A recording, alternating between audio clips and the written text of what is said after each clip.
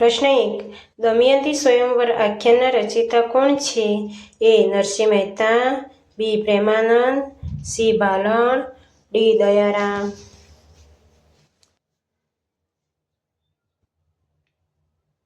સાચો જવાબ છે બી. પ્રેમાનંદ.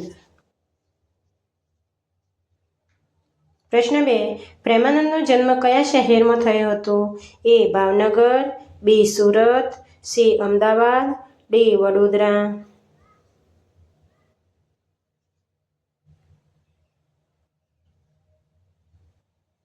સાચો જવાબ છે ડી. વડોદરા. પ્રશ્ન 3. પ્રેમાનંદ કઈ સદીમાં થઈ ગયા? એ. 17મી સદીમાં, બી. 15મી સદીમાં, સી. 18મી સદીમાં, ડી. 16મી સદીમાં.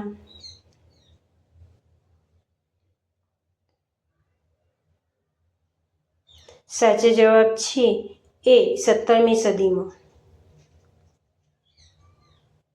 પ્રશ્ન 4. પ્રેમાનંદના કયા આખ્યાનમાંથી દમયંતી સ્વયંવર કૃતિ લેવામાં આવી છે?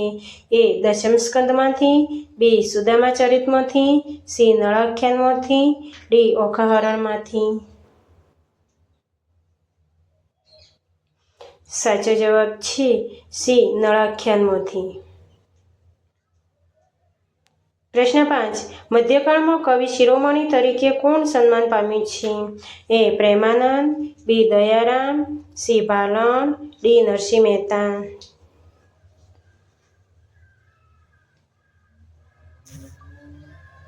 સાચો જવાબ છે એ. પ્રેમાનંદ.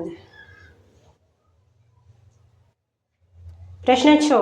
આખ્યાનોના કથાવસ્તુ માટે પ્રેમાનંદે કયા 2 પૌરાણિક ગ્રંથોનો અભ્યાસ કર્યો હતો? એ. રામાયણ, બી. મહાભારત, સી. સુદામા ચરિત, ડી. એ અને બી બંને. સાચો જવાબ છે ડી. એ અને બી બંને. પ્રશ્ન 7. લોક સમુદાયમાં રસની જમાવટ માટે પ્રેમાનંદ શાનો ઉપયોગ કરતા? એ. તાલનો, બી. માણનો, સી. રસનો, ડી. એ અને બી બંને.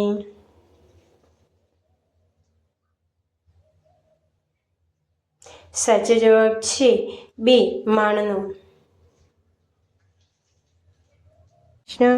પ્રશ્ન 8. દમયંતી સ્વયંવર કૃતિનો સાહિત્ય પ્રકાર જણાવો. એ. આખ્યાનખંડ, બી. નાટક, સી. પદ્યવાર્તા, ડી. ઊર્મિકાવ્ય.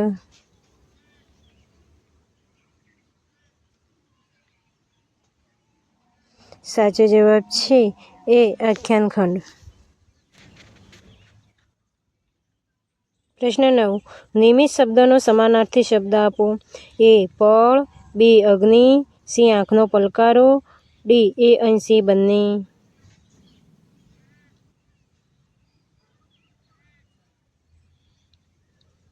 સાચો જવાબ છે ડી. એ અને સી બંને. પ્રશ્ન 10. ગાભરી શબ્દનો સમાનાર્થી શબ્દ આપો. એ. ગુસ્સો, બી. ભયભીત, સી. પલકારો, ડી. લાગણીશીલ.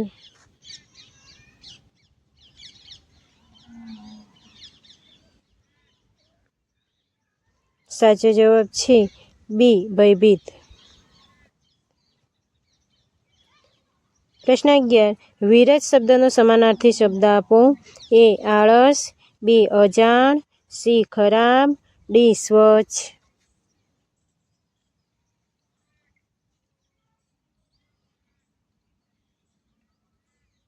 સાચો જવાબ છે ડી. સ્વચ્છ.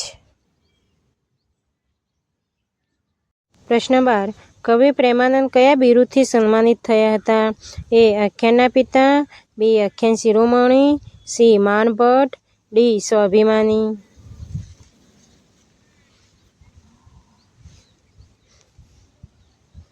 સાચો જવાબ છે બી. આખ્યાન શિરોમણી. પ્રશ્ન 13. સત્યાગ્રહ આશ્રમ પાઠના લેખક કોણ છે? એ. જયંત કોઠારી, બી. રવિન્દ્રનાથ ટાગોર, સી. વિનોબા ભાવે, ડી. કિશોર મકવાણા.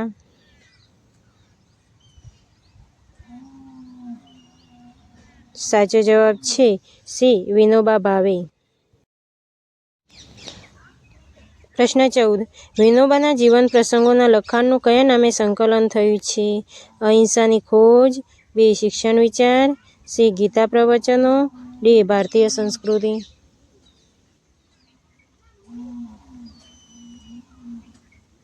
સાચો જવાબ છે એ. અહિંસાની ખોજ. પ્રશ્ન 15. સત્યાગ્રહ આશ્રમ કૃતિનો સાહિત્ય પ્રકાર જણાવો. એ. ચરિત્ર નિબંધ, બી. લોકકથા, સી. જીવન પ્રસંગ, ડી. નવલિકા.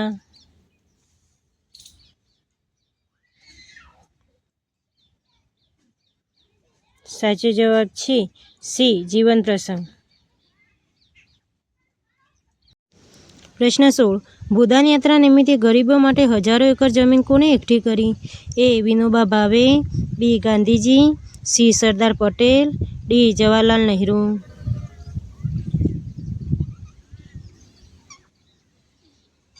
સાચો જવાબ છે એ. વિનોબા ભાવે.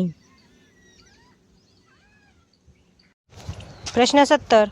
આખ્યાનના પિતા તરીકે કોણ ઓળખાય છે? એ. પ્રેમાનંદ, બી. બાલન, સી. દયારામ, ડી. શામળ.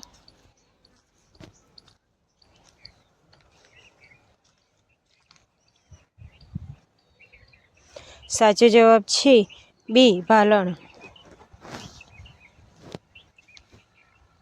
પ્રશ્ન 18. ગરબીઓ કોની પ્રખ્યાત છે? એ. પ્રેમાનંદ, બી. બાલન, સી. દયારામ, ડી. શામળ.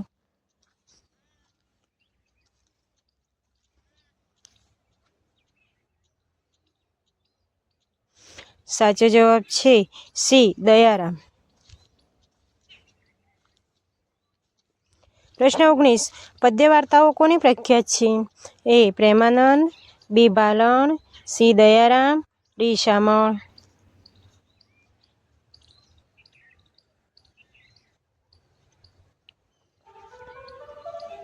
સાચો જવાબ છે ડી. શામળ. પ્રશ્ન 20. છપ્પા માટે કોણ જાણીતું છે? એ. ભોજા ભગત, બી. અખો, સી. ધીરા ભગત, ડી. શામળ.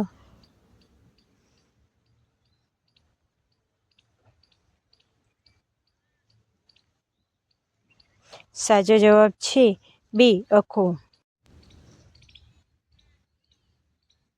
પ્રશ્ન 21. ચાબખાઓ માટે કોણ જાણીતું છે? એ. ભોજા ભગત, બી. અખો, સી. ધીરા ભગત, ડી. શામળ.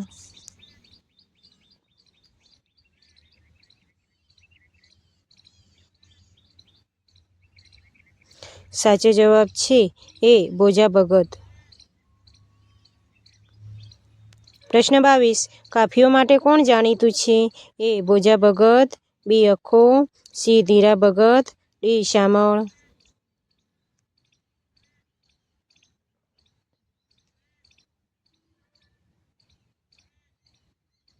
સાચો જવાબ છે સી. ધીરા ભગત.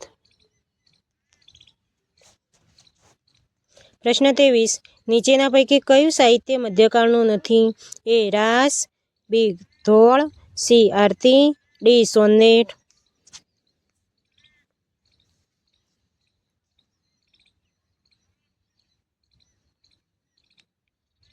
સાચો જવાબ છે ડી. સોનેટ. પ્રશ્ન 24. ગુજરાતી સાહિત્યમાં ખંડકાવ્યના પિતા તરીકે કોણ ઓળખાય છે? એ. કવિ કાંત, બી. બક્કર ઠાકોર, સી. ઉમાશંકર જોશી, ડી. કવિ નર્મદ.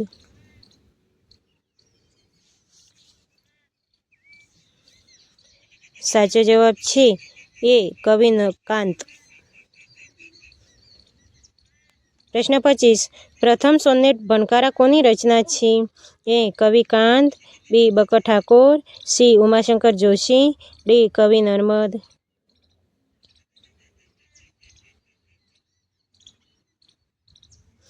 સાચો જવાબ છે બી. બક્કર ઠાકોર. પ્રશ્ન 26. હાઇકુ સાહિત્ય પ્રકાર માટે કોણ જાણીતું છે? એ. બક્કર ઠાકોર, બી. કલાપી, સી. સ્નેહરશ્મિ, ડી. બોટાદકર.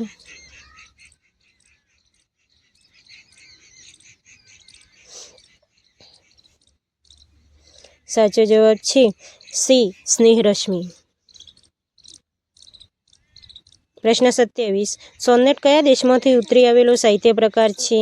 એ Japan, B Iran, C France, D Italy.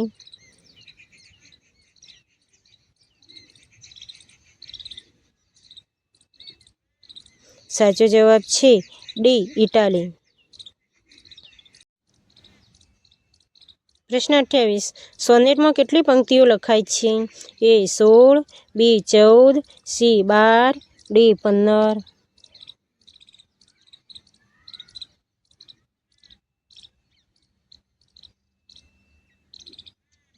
સાચો જવાબ છે બી 14. પ્રશ્ન 29. હાઇકુ કયા દેશનો સાહિત્ય પ્રકાર છે? A Japan, B Italy, C France, D ચીન.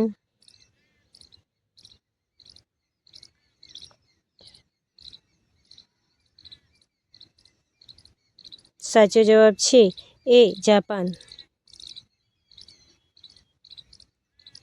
પ્રશ્ન 30. હાઇકુ સાહિત્ય પ્રકાર કેટલા અક્ષરનો બનેલો છે? એ 15, બી 17, સી 19, ડી 13.